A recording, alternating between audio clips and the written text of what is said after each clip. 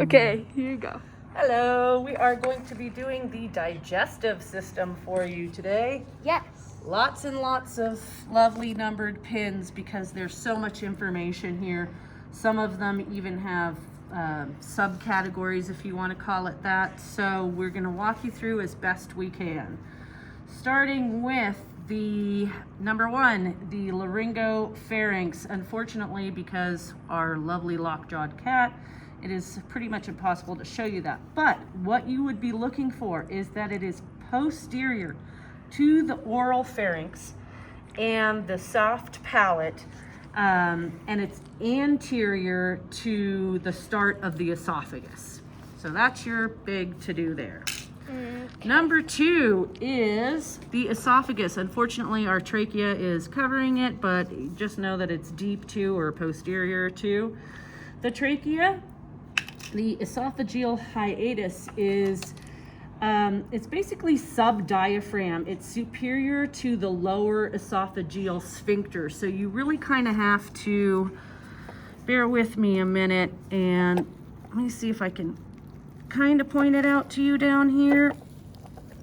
It's in there where my finger, this one finger is, you just can't quite see it. It's kind of behind the liver. I might be able to show you more if I pick the liver up, but at this particular junction, we're not going to do that. Then we have the peritoneum. And the peritoneal. And the peritoneal cavity, which the peritoneal cavity essentially is just the intestinal cavity. Exactly. Okay, then we have our lovely liver with all of its lobes. And the gallbladder, which might be a little bit tricky, but you can see it right, not where number 17 is, but this pin right here. It kind of situated, you know, between the medial and lateral lobes, if you want to call it that, on the right side of your feline. Okay, then we have the gallbladder we just did. The cystic duct is kind of sublateral to the right side of the liver. It's really, oh frick, I'm sorry. That's okay. No, It's really right in here, and you can barely see that little string of a thing there.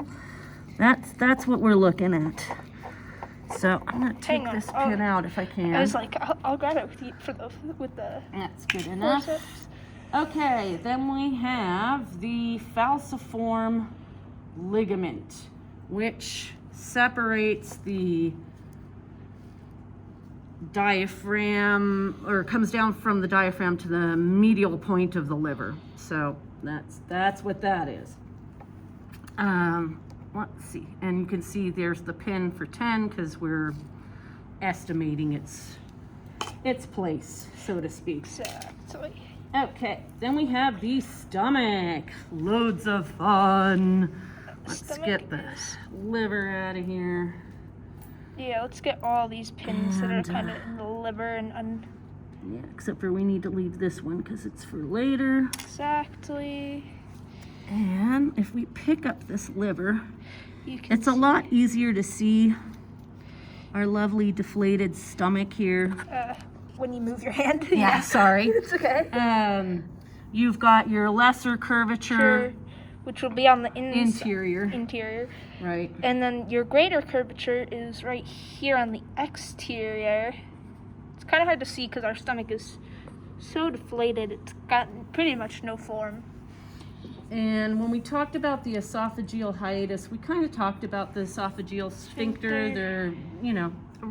They're in the same area relatively to one another. Exactly. You know, I mean, they might be centimeters apart, but it's there. The rugae.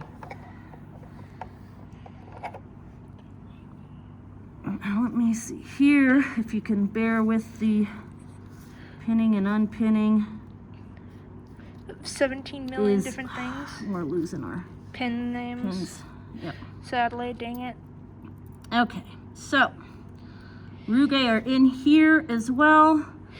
The rugae basically are just like the lined ridges within the stomach, typically at the more inferior part, so to speak, because you want to be able to have that expansion to be able to happen. So that the rugae help that. Then there's the cardia, which are probably in here, but they have lost their Placement tag. Placement tag.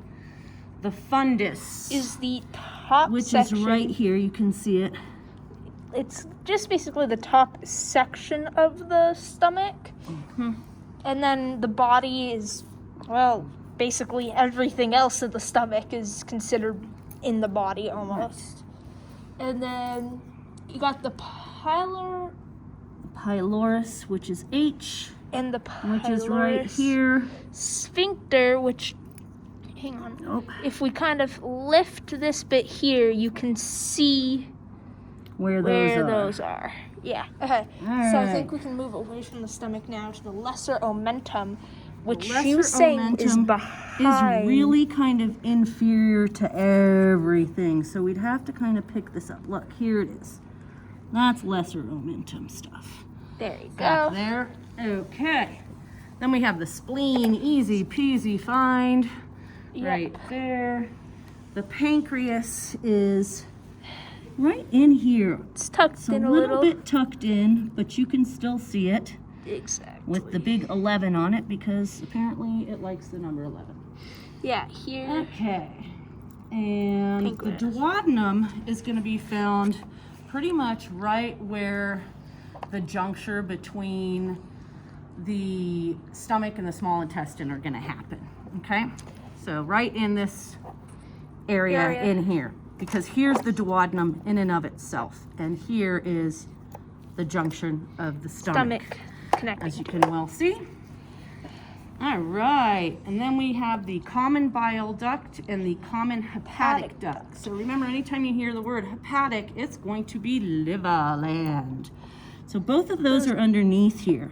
Yeah, they're back And you can see them somewhat, a little bit, but they're a little very- bit gunky. Sorry. Yeah. The jejunum really is going to be in your small intestine, like It's basically the top half of your small intestine, Right. with the ileum comprising the bottom half of your small intestine. and there you go. Here's your ileum number 19. Right in there. The mesentery is just really this intricate, fascinating webbing that's going on in this small intestine. I mean, just look at how it feeds. It's amazing to me. And then we have the ileocecal junction, which is pretty much by the ascending colon. It's superior to the cecum. So if you come over here to this right side and you look really hard, cats don't really have an appendix, but this would be kind of as close as what you're going to get to it. Yeah. So that being said, this is, if we opened it and did a cut for you, more or less the area exactly where you're going to find that ileocecal junction.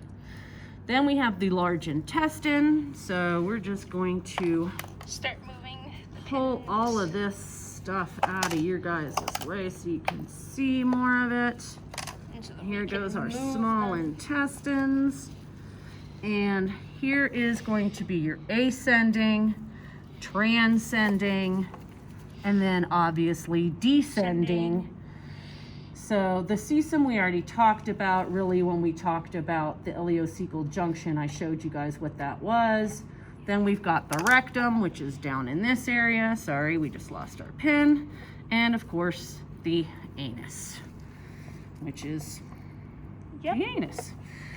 And the end, ha ha ha, ironically. So, All right. hope you guys enjoyed that and you got as much as you could out of it. We know it was a lot of information. Thank you for your patience.